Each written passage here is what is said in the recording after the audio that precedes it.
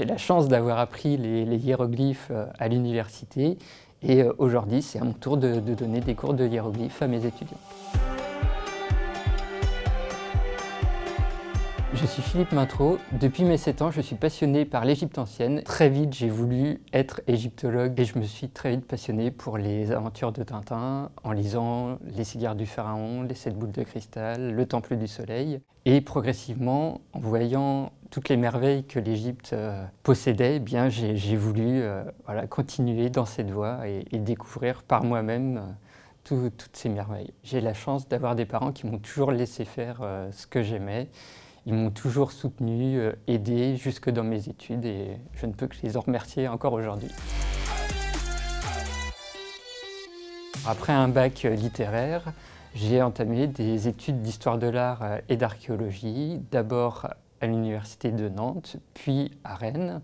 Et enfin, j'ai fait un doctorat d'archéologie à l'université de Poitiers et en codirection avec le département des antiquités égyptiennes du musée du Louvre.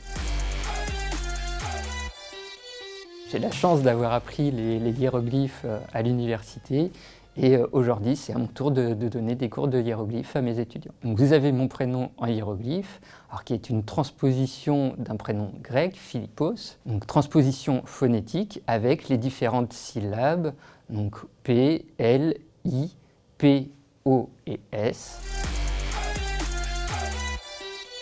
Je suis allé en Égypte à de nombreuses reprises, aussi bien pour les loisirs que pour travailler dans le cadre de fouilles archéologiques, mais aussi en tant que conférencier culturel pour animer des voyages et faire découvrir les merveilles de l'Égypte.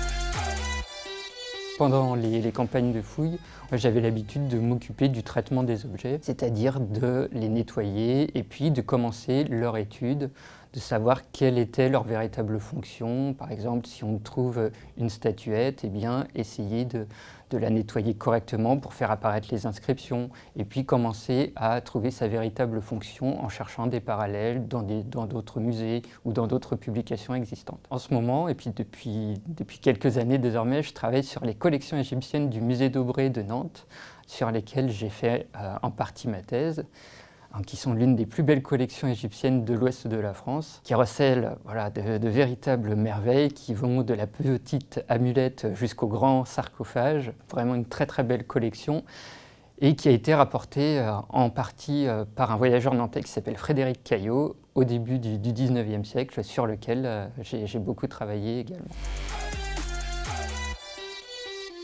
L'Égypte passionne d'une part à travers très vraisemblablement l'aspect mystérieux de la civilisation égyptienne, avec l'aspect hiéroglyphe, l'aspect aussi vraiment mystérieux des dieux, avec ces têtes animales, ces corps humains. Et puis d'autre part, on a aussi en France toute une histoire liée à l'Égypte, en particulier depuis la campagne d'Égypte de Bonaparte, avec tous ces savants français qui ont été les premiers à explorer le territoire égyptien.